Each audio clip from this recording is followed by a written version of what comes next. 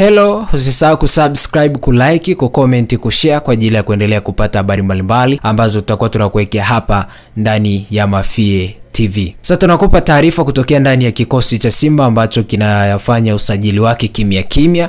Bwana, na hizi ni taarifa ambazo zimetufikia kuhusiana na klabu ya Simba ipo mawindoni kuinasa saini ya mshambuliaji wa kimataifa wa Uganda Dennis Lukumbi Omedi.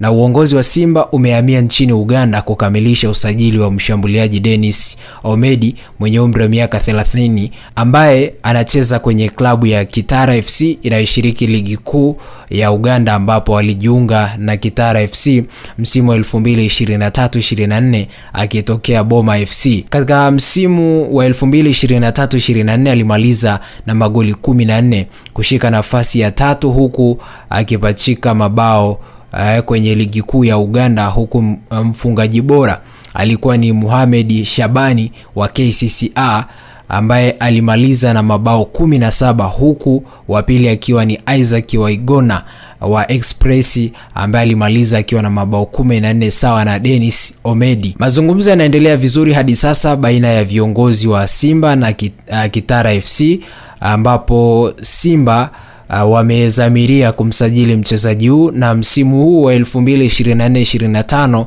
hawajaanza vyema ligi kuu ya Uganda, ambapo wanashika nafasi ya 15 kwenye msimamo, huku kwenye mchezo mitano ikifungwa mechi 3, sare 1 na kushinda mchezo 1, huku Dennis Omedi akiwa hajafunga goli hata moja katika michezo mitano.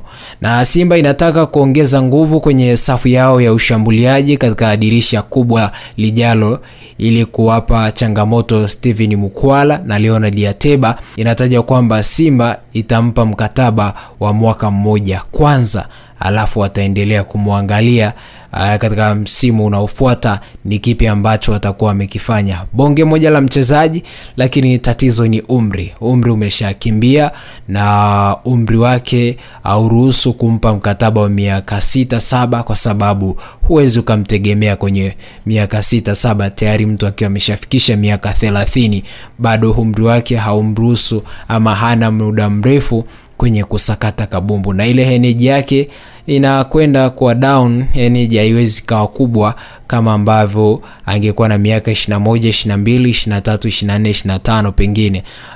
Miaka 30 kuna baadhi ya viungo ambavyo havihitaji tena kasi kubwa kwenye upande wa kutumia nguvu kwenye baadhi ya eneo. Ukiangalia na eneo ambalo anacheza ni eneo la ushambuliaji.